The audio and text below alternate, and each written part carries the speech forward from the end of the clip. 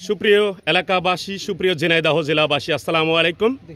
ঝিনাইদহ সদর উপজেলার 7 নম্বর মহারাজপুর ইউনিয়ন বিষয়খালী হরিপুর কুলবাড়িয়া গ্রামে আজকে রাত্রে আনুমানিক 3টার দিকে এই ইজি বাইকটি এখানে চোরেরা ফেলে রেখে যায়। আমরা চোরের সেই গাড়ির যে চালক তাকে আমরা পেয়েছি। আমাদের ঝিনাইদহ সদর উপজেলার 7 নম্বর মহারাজপুর ইউনিয়নের সুযোগ্য চেয়ারম্যান জনাব মোহাম্মদ খুরশিদ আলম মিয়া তাকে কিন্তু শনাক্ত করে তার অত্র অঞ্চলে মানুষকে ডেকে এনে এখানে তাকে চাবি দিয়ে দিচ্ছেন। আমরা চেয়ারম্যান সাহেবের কাছ থেকে আজকে কথা শুনবো। আসসালামু আলাইকুম। ওয়ালাইকুম আসসালাম। কি চাবি দিচ্ছেন আপনি? এটা যে আমাদের পার্শ্ববর্তী ইউনিয়ন কুটি দুর্গাপুর গ্রামের কি নাম জানো তোমার? মঞ্জুরুল ইসলাম।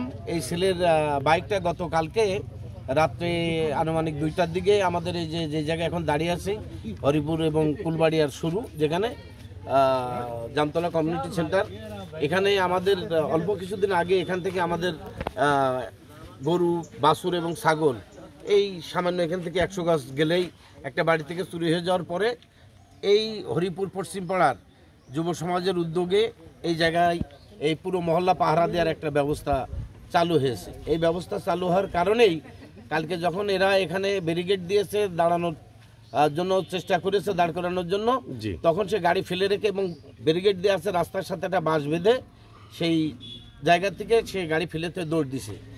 এখানে যারা পাহাড়রত অবস্থায় ছিল তাদের সাথে অনেক ধস্তাধস্তি হয়েছে। এরপরেও তাদের রড দেটা বাড়ি দিয়ে তারাও বাঁশের লাঠি দিয়ে দুটো বাড়ি, তাকেও 2-3টে বাড়ি দিছে। দেওয়ার পরে সে ফেলে রেখে চলে গেছে। এই সকালবেলা আমরা বিভিন্নভাবে আপনাদের মিডিয়ার মাধ্যমেই প্রচার হওয়ার পরে তারা এখানে খোঁজ নিতে আসছে।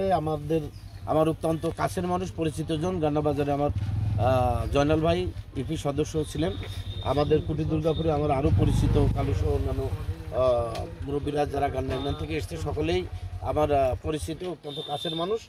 গাড়িটা যে এই ছেলের, এইটা আমরা শনাক্ত করার বিষয়ে আমরা নিশ্চিত হয়েছি। এই কারণে এই যে তাদের উপস্থিতিতে আমাদের হরিপুর এবং কুলবাড়িয়ার যে সকল মুরব্বী আর সহযুবক সমাজ যারা আছে, বিশেষ করে পাহাড়ার সাথে সম্পৃক্ত, এর মূল উদ্যোগটা আমার অত্যন্ত কাছের মানুষ, আমার ছেলের ভাতিজা ইমন, তার নেতৃত্বে এই পাহারাটা এখানে শুরু হয়েছে। মূলত সেই ইমন সহ আমরা এখন এই যে তার যে গাড়ির মূলত মালিক, তার কাছে এই চাবিটা হস্তান্তর করছি। এবং সেই সাথে আজকে এই পাহারার কারণে এই গাড়িটা যে পাওয়া গেল, এটা আমার ইউনিয়নের অন্যান্য যারা গ্রামের মানুষ তারাও যাতে উদ্বুদ্ধ হয়। সেই সাথে আমাদের পার্শ্ববর্তী ইউনিয়ন গান্না ইউনিয়নের থেকে দেখেন চুরি করে কিন্তু আমাদের ইউনিয়ন হয়ে বেরিয়ে যাচ্ছে, তাহলে আবার আমার এখান থেকে একটা চুরি হয়ে গান্না দিয়ে বের হয়ে যেতে পারে। এই জন্য আমি তাদেরকে অন্তত পক্ষে এটার থেকে একটা শিক্ষা নেওয়ার জন্য বলবো যে আমরা সব কাজ কিন্তু আসলে প্রশাসনের উপর ডিপেন্ড করে করতে পারিনি। আমাদের সকল আইন শৃঙ্খলার নিশ্চয়তা প্রশাসন আসলে দিতে পারবে না, কারণ আমাদের সদরের বা সারা বাংলাদেশের প্রত্যেকটা গ্রাম এত প্রশাসনের এত সদস্য, এত জনবল নেই যে প্রত্যেকটা গ্রাম তারা নাইটে পাহারা দিয়ে দেবে।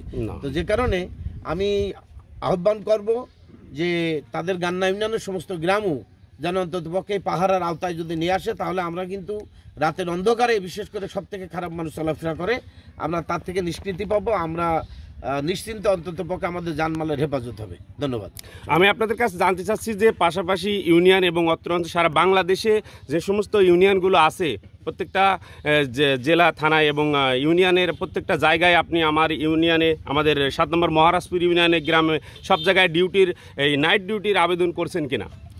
আমি ইতিপূর্বে আপনারা জানেন যে আমার পরিষদে প্রশাসনের তখন আপনার সদর সার্কেল সহ আমরা একটা মিটিং করে আমার গ্রামে দিয়ে শুরু করছিলাম, চালু করছিলাম, অন্যান্য জায়গায়ও কম বেশি চালু হয়েছে।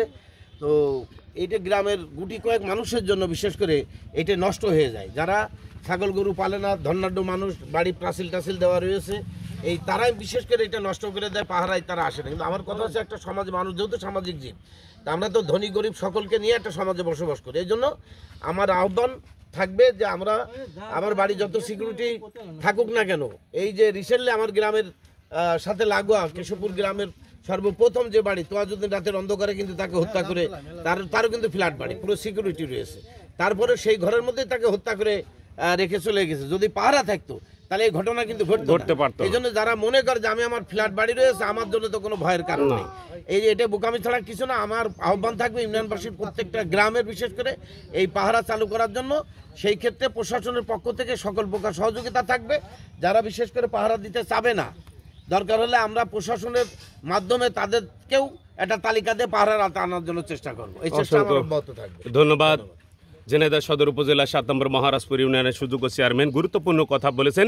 দেশ এবং দেশের বাইরে থেকে আমাদের সাথে যারা নিয়মিত যুক্ত থাকেন সবাইকে আবার জানাই আন্তরিক শুভেচ্ছা ও অভিনন্দন। অজানা তথ্য পেতে আমাদের দবির আলী নিউজের সাথেই থাকুন।